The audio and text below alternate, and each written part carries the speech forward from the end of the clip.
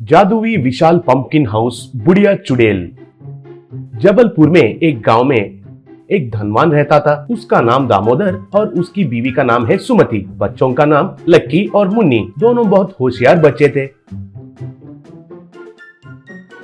एक दिन दामोदर के दूर का रिश्तेदार गगन और उसकी बीवी कोमली उनके घर आए थे। तब गगन, भैया जी, मेरा तो व्यापार में बहुत नुकसान हुआ है। सारा संपत्ति तो उधार वाले खींच लिए हैं। आखिर में सड़क पर आ गए हैं। खाने के लिए भी ढूंढना पड़ रहा है। हमको आपको ही बचाना होगा भाई साहब, कहकर पैर पकड़ा। तब कोमली, हाँ दीदी, अगर आप कुछ रास्ता नहीं दिखाएंगे तो मैं खुदकुशी करने के अलावा और कोई रास्ता नहीं बचेगा, बोली। तब दामोदर, ऐसा बात मत करो, आपके लिए हम है ना, आप हमारे साथ ही इस घर में रह सकते हैं। ये आपका ही घर समझिए, कहा। तब सुमति, चिंता मत करो कोमली, आप इधर ही हमारे साथ रहिए। आपको किसी से डरने की जरूरी नहीं है, बोली। ये सुनकर लक्की और मुन्नी भी खुश हुए। वास्तव में गगन वालों का बुद्धि सही नहीं था। वे लोग दामोदर के संपत्ति को हड़पने के लिए उधर आए थे। ये बात नहीं जानकर दामोदर उनको बहुत प्यार से देखने लगा। ऐसे गगन दामोदर के दफ्तर में बहुत कागजातों के ऊपर हस्ताक्षर करवाने लगा। दामोदर तो वो कागजातों में क्या है पढ़े बिना अंधविश्वास से हस्ताक्षर करने लगा। ऐसे गगन दामोदर के सारे संपत्तियों को उनके नाम पर लिखवाया। बाद में असली कहानी शुरू हुआ। कोमली तो हर रोज कॉफी बनाकर उसमें स्लो पॉइजन मिलाने लगी।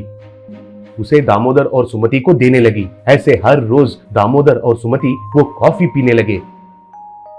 कुछ दिन के बाद वे दोनों मर गए। तब लक्की और मुन्नी तो बहुत रोए। तब से उन बच्चों को बहुत सताने लगे थे गगन और कोमली। स्कूल से निकलवाकर उनको बहुत हिंसा करने लगे। खाना भी सही से नहीं खिलाकर बहुत नीच नजर से देखने लगे। बच्चों को ये बात किससे कहना है पता नहीं चलकर माँ पिता के फोटो के पास बैठकर रोने लगे। एक दिन गगन और कोमली उनके कमरे में बात करने लगे। खिड़की से उनके बात सुनाई देने लगे। गगन, देखो कोमली, इन बच्चों को उनके माँ पिता को जहर देकर मारे हैं कहकर पता नहीं है। अब इन दोनों बच्चों को भी मारेंगे तो हमारा रास्ता पूरा साफ हो जाएगा। कल ही इन दोनों को जंगल में पिकनिक कहकर ले जाकर उधर पानी में धक्का देकर मार देंगे और गलती से पानी में डूबकर मर गए हैं कहकर सबसे कहेंगे, कहा। तब कोमली, अरे वाह, सही प्लान बनाया है तुमने। ये दोनों भी मर जाएंगे तो हमारा कोई चिंता नहीं होगा, बोली। ये सुनकर बच्चे बहुत डर गए। अचानक से लक्की का पांव फ्लावर वास को लगकर वो नीचे गिर गया। उस आवाज से गगन वाले उस तरफ देखे तो उनको बच्चे दिखाई दिए। तब गगन, अरे बाप रे, बच्चे तो हमारे बात सुन लिए, अब उनको मारना है, अरे रुकिए, कहकर चिल्लाया। तब लक्की मुन्नी का हाथ पकड़कर बहुत तेजी से भागने लगा। उनके पीछे गगन वाले भी भागने लगे।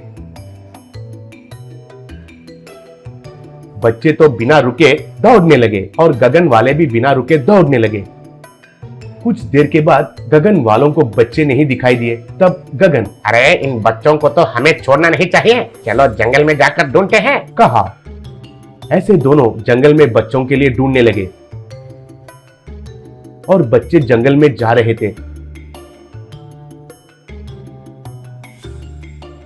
इतने में उन बच्चों को एक पंपकिन हाउस दिखाई दिया।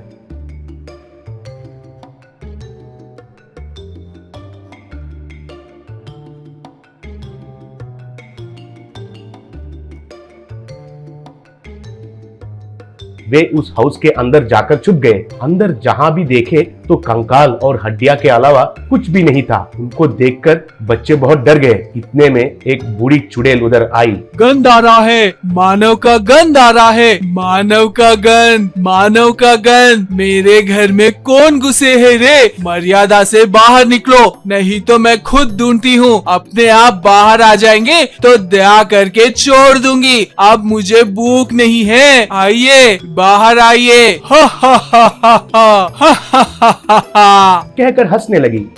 तब बच्चे डर के मारे बाहर निकले। उनको देखकर, ए, कौन हो तुम लोग? मेरे घर में क्यों घुसे हो? पूछी। तब दोनों बच्चे उनके साथ जो हुआ वो सब बताकर रोने लगे। तब चुड़ैल, दुखी मत हो बच्चे, मैं तुम्हें कुछ नहीं करूंगी। मैं तो बुरे इंसानों को ही मार के खाती हूँ। तुम्हारे लिए ये लोग ढूंढते हुए आएंगे ना, तब बताती हूँ। आप इधर ही रहिए। कहकर वो चुड़ैल बूढ़ी औरत जैसे बन गई। जंगल में गगन और कोमली उस पंपकिन हाउस के पास आए। उस बूढ़ी औरत को देखकर गगन, हमारे बच्चे जंगल में ढूंढ गए हैं, हम उनके लिए ढूंढ रहे हैं, उनको तुमने देखा है क्या? पूछा। तब वो बूढ़ी औरत हाँ, उनको मैं घर में छिपा कर रखी हूँ, आइए दिखाती हूँ। बोली। तब गगन और कोमली उस घर में गए। तब वो बूढ़ी औरत बच्चों आप बाहर जाइए। बोली।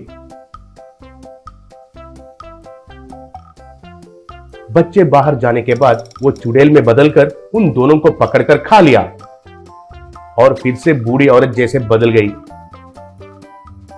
बाहर आकर बच्चों तुम लोगों के परेशानी का समाधान मिल गया है। ऐसे बुरे लोगों को जीना नहीं चाहिए। आप अपने घर को जाकर सुकून से जिंदगी गुजारिए। अगर आपको कोई परेशानी आई तो मैं आपको बचाऊंगी। बोली।